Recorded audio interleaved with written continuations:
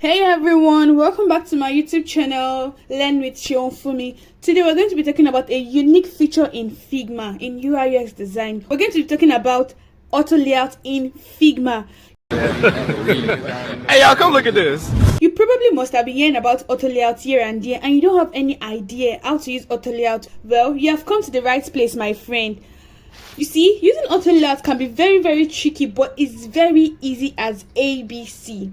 At the end of this section, you're going to be a Figma auto layout master. Well, let's jump right into the auto layout. What is auto layout? Auto layout is a feature in Figma that enables automatic resizing and repositioning of elements within frames and other properties. Or simply put, auto layout is just the parent that carries the children.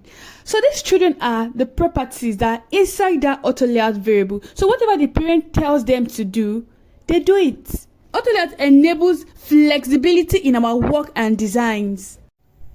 It allows designers to create flexible and responsive designs without the need of manual adjusting, saving time and effort in the design process.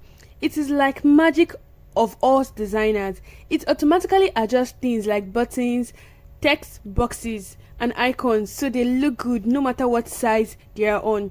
The shortcut for auto layout is Shift+A. Why do we use auto layout? One, auto layout saves time. You could use auto layout to do a number of things and it saves time. Two, everything stays neat and tidy with consistent spacing and alignment. Three, it helps you work smarter and it also balances your work. What are the key features in auto layout? The first key feature in auto layout is automatic resizing. With auto layout, a frame can resize dynamically based on their content or the size of the frame itself. This ensures that the layout remains consistent even when content changes. When you change your content, the auto layout still remains like that. It doesn't change. It is manual. It is automatically resizing its property. Now the second one is spacing and alignment. Designers can specify the spacing between elements as well as the alignment within the frame, ensuring a visually pleasing and balanced layout. Now the third one, nested auto layout. Frames can be nested within each other, allowing for complex layout with multiple levels of auto layout. You can put in different auto layouts inside each other. You nest them together. Now constraints. Auto layout allows designers to define constraints such as maximum and minimum sizes for elements, ensuring that the layout behaves as expected across different screen sizes. This is just responsive design. So when you want to do responsive design, it is auto layout plus constraints. What I'm going to do first in creating this auto layout is I'm going to be creating frames, and we're going to be using frames for this one. So I'm going to create this first frame. I'll be creating a first frame and I'm going to name it 1. Now I'm going to duplicate that first frame two times. I'm going to duplicate the first frame 2 times. So we'll have a second frame which we'll name number 2, and we'll have a third frame which is going to be number 3. Now I'm going to change the colors. So the first one will be red, the second one will be green, and the third one will be blue. So I just want there to be a difference in them so you will understand what I'm doing. Now after changing the colors, I'm going to highlight the 3 of them. You can use Shift-A for your highlight. Then I'm going to put them in an auto layout. I'm going to come to this right sidebar. You see this auto layout where there's a plus icon here. You click on this plus icon to activate your auto layout, or you right click, then add auto layout, or use your shortcut. If you're using a MacBook or Windows, it is Shift-A. They are both Shift-A. So after inserting it in an auto layout, now I'm going to be showing you some little tips in using auto layout. Now we can see that there are 2 spacing in between them. That's the spacing between number 1 and number 2, the spacing between number 2 and number 3, this spacing between them. Now let's see how we can control this auto layout vertically and horizontally, and also wrapping, because there's also a third option for wrap. So let's see how we can control this auto layout here. So now in controlling this auto layout, now this auto layout is arranged automatically in an horizontal layout. So this is horizontal layout because how I created my frames, I created them horizontally, but if I were to create them vertically, it would have aligned them for me vertically. So now let's see the horizontal auto layout. So now if I'm to duplicate this two now, for instance, everything moves horizontally. They all move horizontally. Now the spacing between here, when I hover on this alignment, this spacing here is 28. It's the same number here as 28, the same number here, the same number here, the same number here, the same number here, and the same number here. So this is just aligned horizontal. This is an horizontal layout. So now for the vertical layout, they're similar, just the different layout option. So for the vertical layout, I'm just going to come to this place and click on this icon, this down arrow icon that says vertical layout, and click on it. So now everything is arranged vertically. It is arranged in a vertical manner. So whenever I'm duplicating, let's delete this. So if I'm to duplicate this, they go vertically, they go to the downside, they go vertically. So I'm going to delete these, we don't need them. When I click on this wrap, the wrap is the hybrid of both the horizontal and the vertical layout. So when I duplicate this, you see as I'm duplicating, it is going down. That's what the wrap does basically. It's just going to align them in the hybrid setting. That's when I mean hybrid, in the vertical and the horizontal setting. So it's just going to do rows and column for me. Now there are already rows and column already. So as I keep duplicating, it automatically brings more rows and more column if I want to, depending on how I want it, if I want more column or more rows. If I'm to increase the size of the auto layout, all I have to do is just to come to my auto layout frame and increase it, so it creates more rows and more columns for me, like this. So now the spacing is even between them. Okay, so we need just these three. So now the spacing between this and this, they are the same thing. So I can come here to reduce it or increase it. So once I just move my arrow key, they can also be in negative format. They can be in negative sign, that's minus a digit or a minus a number. So they can be negative or they can be positive also. So the spacing here, you can call it gap. Let's call it gap. The spacing here is equivalent to the spacing here. You can see where I'm over, you can see these pink lines. So they are the same spacing automatically between each other. So basically there are two types of spacing here. The number one is the automatic and the other one is manual. That's the one you put in yourself, the manual spacing. So the manual spacing can be called pack. Other spacing, that's the automatic spacing, is Figma spacing. So let's work on the manual spacing. So the manual spacing is the number I want. So I input the number I want. Let's say I want this to be 80, for instance. So this is 80.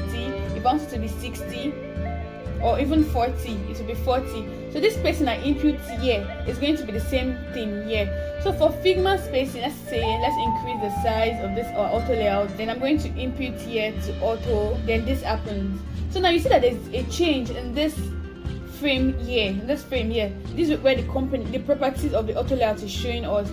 So now this is just automatically Figma. So if I increase it or reduce it, it is just in auto. I cannot input any number here. So the gap here is set to align auto and it's changed to space up. You can see gap set to auto. That's from Figma. So Figma automatically aligns it for me. So another way you can use this auto is this by using this drop down here. So you could use this auto here from this drop down or change the number. So you see that I have 40 and I have auto. Let's assume it was in 40. So here it is packed. But if I want to change it to auto, I will just come here, come to the drop down, then change it to auto. So now it's in auto. This in auto now. Then I could change it to the variable I want, 40. So now it's packed. So you could change it to auto or whatever you want. So now you can see that this auto makes it flexible for me. I can just move it like this, move it like this, move it like this, because it is packed automatically. So it's just it's in an automatic setting. That's from Figma. So now the next property we're going to talk about is padding. So padding is a spacing between the up and the down side. So just up and down. So now just look at what I'm going to do. I'm going to give this my auto layout a background fill. So all I have to come here is come to this place, the horizontal padding and the vertical padding. So these are them here. So for this horizontal padding, let's use 10. Now you can see that when I click on 10, there's a spacing that come in here from this line to this number 1. And also the same thing happens here from this line to this number 3. So if I'm to increase it, let's make it 40. Now you see the increase. There's an increase in the size. So let's make this also the vertical padding. Let's make it 40 also. So now the up and the down is 40. Now let's give it a feel so we can see what we are doing. So let's use white. So now this is the padding. This is a vertical padding, while this is the horizontal padding. So I could also move my padding from here, this place. So now it has given me a dual padding.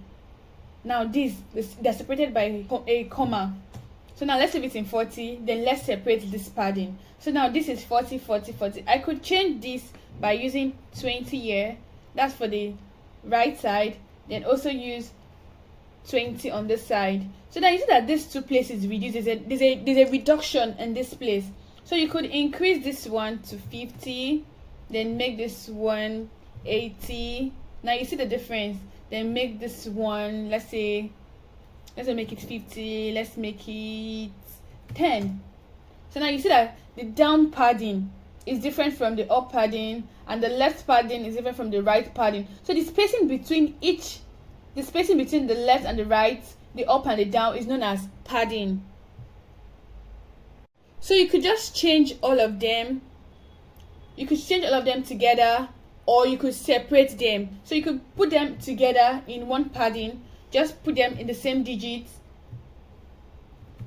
or you could use a comma, or you separate them here. So you can use comma to delete them, or you can separate them from here, individual padding. So now the next property we're going to talk about is the alignment. We're going to talk about alignment, auto layout alignment. So now just observe carefully what I'm about to do.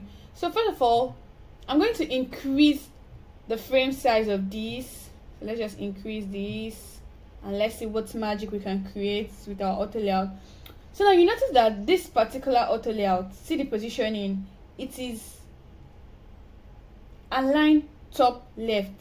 So this is align top left. If I'm to move it now, it is align top right. Now it is centralized. Align top down, align top left and right down. It's going to show you where you're aligning. So now once I hover on them, it brings out this align bottom left, align bottom center, align bottom right, align right. Then this is align center, align left, align top left, align top, then align top right. So all this spacing, this is just the alignment that you're going to use in the auto layout. So wherever you want your variable to be, or your property to be, or the frame, the icon, the image, wherever you want them to be, you align them from here. This is just basically where our alignment comes in. So there is a difference in the pack auto layout and the auto layout. So for the pack auto layout, we have 9 properties. So we can align top, or align horizontal top, align top left, align top right, align top center. We have align left, align center, align right, align bottom right, align bottom center, align left. So we all have these properties here with the auto layout feature. That's 9 because of it is in a packed form. So these 9 forms are in a packed form. So whenever you hover on them, it shows you the property it is on, rather than the auto that we have. So if it's auto, it's just going to be in 3 ways. That's gap, it's going to show you gap, then align top, align center, align bottom, other than the usual 9 pack that we have. We're going to talk about the components here, the properties here. So let's click on this advanced auto layout setting. So now we have 3 settings, the excluded setting. So what is excluded basically mean is just that it's going to exclude the strokes. You can see the preview. So it's going to exclude the strokes, while included in auto layout is going to include the strokes. So if you can see the preview, it shows what it does. Now the other one is canvas stacking. So let's imagine I have a negative figure, let's say minus 40. So now you see that the way it is stacked is differently. Now let's say stack top from the first. Now the stacking changes. Let me give you a brighter view. Take for instance, we have a negative figure. Now you see that they are stacked on each other. So this stacking on each other. So we can change the stacking on each other. Do you want the first frame to be on it? Now the first frame is on it, or do you want the last frame to be on it? So now this stacking is just for negative figure or when they are stacked together. Then this alignment, let me just align these three, bring them up here, put them in an auto layout. So duplicate this auto layout again. So I'm going to put it in an auto layout. So this is a nested auto layout. So you have different auto layouts in one auto layout. So now another cool property about auto layout is that you could move this here or here anyway. So all I have to do is just click on that property. Let's assume I want to move this 2 now to the left. So all I have to do is I click on the 2 or I like the 2, then you move it to your arrow key. So click on the 2, move it to your arrow key to the left or to the right. See, I'm moving it now. So if it's horizontally or vertically, you could do the same thing. So let's put it vertically. So it's just the same thing that's going to happen. So I click on it, then I move it up or down. So you see the movement. Or you could also move it in your Figma tree, whatever works for you. So if you have multiple auto layout properties, you could use your arrow key to navigate or change them.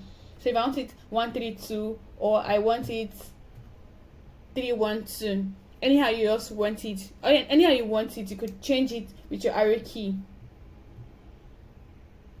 Okay, good job so far. So now we're going to be talking about button. The most used case for auto layout is the button.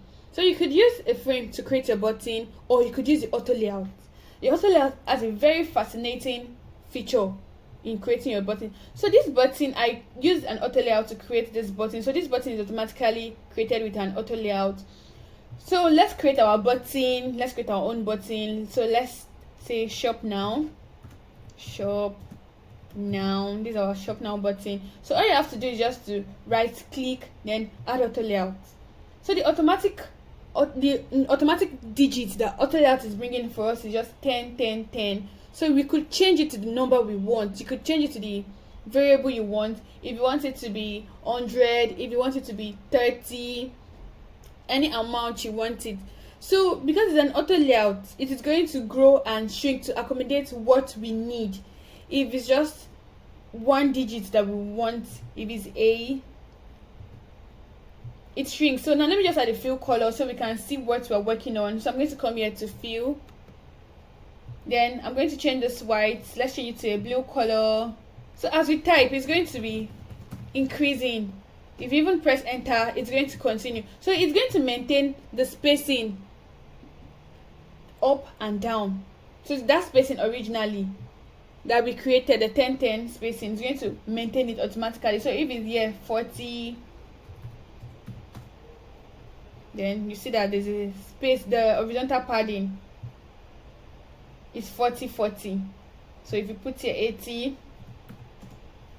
it's 80 80. So whatever you type is going to shrink to it. Let's delete everything and work again. So as I'm putting in my inputs, let's say our button for shop now. Shop now. Now let's make this a button. So we can reduce this, make it 12, and let's make this 12. So this button is small, we can increase it. Let's make this 24, then give this rounded corners, let's make it 8, and we have our button, our shop now button. So if we reduce the text, let's say the text is 24, let's make it 16. You see that as you are reducing or increasing the input, the variable, the property inside the auto layout itself reduces or increases. There's a shrink or there's a growth. So earlier on, I said something about nesting auto layout. So nesting auto layout is auto layout inside an auto layout. So now let's take for instance, I have these two buttons. So this is a shop now. So there are two different auto layouts now. So I can decide to put them in one auto layout. So I'll just come here after highlighting them, click this auto layout. So this an auto, this is another auto layout again. So this is just nesting. So now we have multiple auto layouts in one auto layout. So this is one auto layout, this is our main auto layout, this is one auto layout, this is another auto layout, this is another auto layout. So it's just called auto layout nesting or nested auto layout, whatever choice you want or whatever name you want to give. So another cool thing we're going to talk about is the auto layout sizing. So now you can see that in these two properties now, where I have shop now and shop now, I'll be shop now. So we're going to be talking about two sizing. So for this one, we left it in org component. You can see under here is org, that's the x, org. While here is fixed size and fixed width and fixed height. So there are two different things in auto layout. So this org, it is what Figma is going to do for you. You don't control it, Figma control it. So whatever is inside that auto layout, Figma automatically orgs it for you. Then this is fixed height and the fixed width. So to activate this, after inputting your auto layout, automatically this is what is going to come out until you change it here. So if you want to change it after you have done your auto layout, so you come here, the horizontal sizing and the vertical sizing, that's where we have our fixed height and our fixed width. So you come to this drop down that you see here and you see fixed height or org content. So now we're going to leave it in org content. While here we have the first one was fixed width and org content, fixed width and org content. So we're going to leave it in org content. While the second one is fixed height and org content.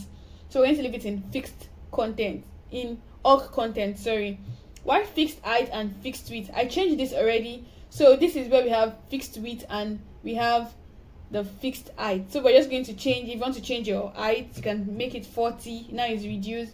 Let's make it 400. I want to make it 400. 400. Now you see the fixed width is already stretched. Then let's say it's 80 for this, the height. So now the height has changed. So if I want to make it org, I'll just go to my drop down, click on this, then click on this. So automatically it's going to take me to the org content. So it's going to org whatever content is inside my auto layout in respect to these numbers here, this variable. So when you put it in org content, it's going to resize it to this particular number here and the vertical and the horizontal padding for the fixed height and the fixed width.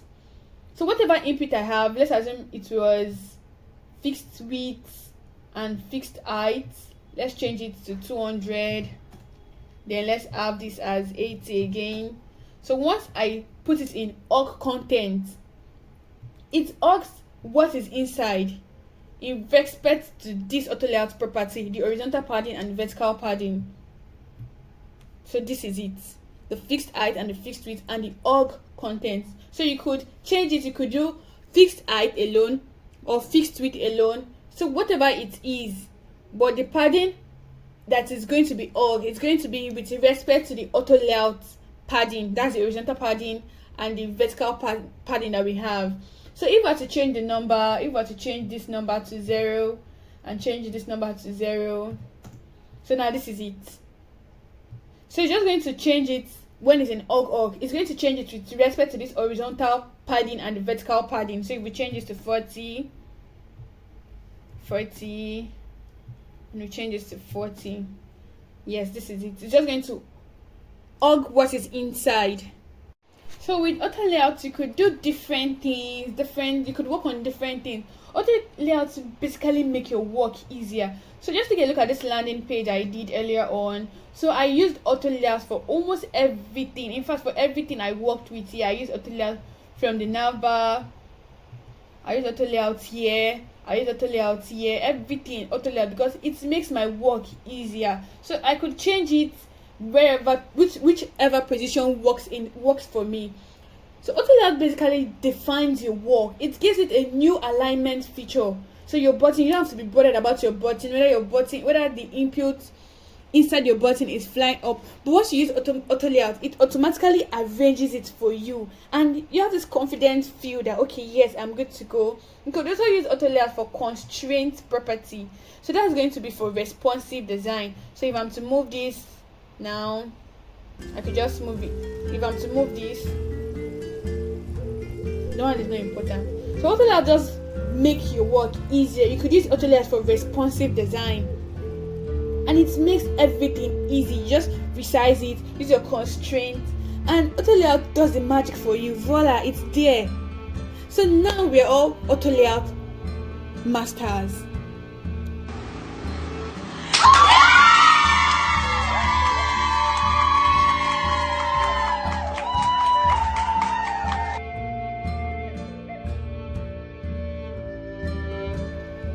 I hope you enjoyed this section, and don't forget to like, subscribe to my YouTube channel if you have not subscribed, and drop a comment for me if you have any difficulty in this session, and I'll be there to explain with you all the way. Thank you. Happy designing.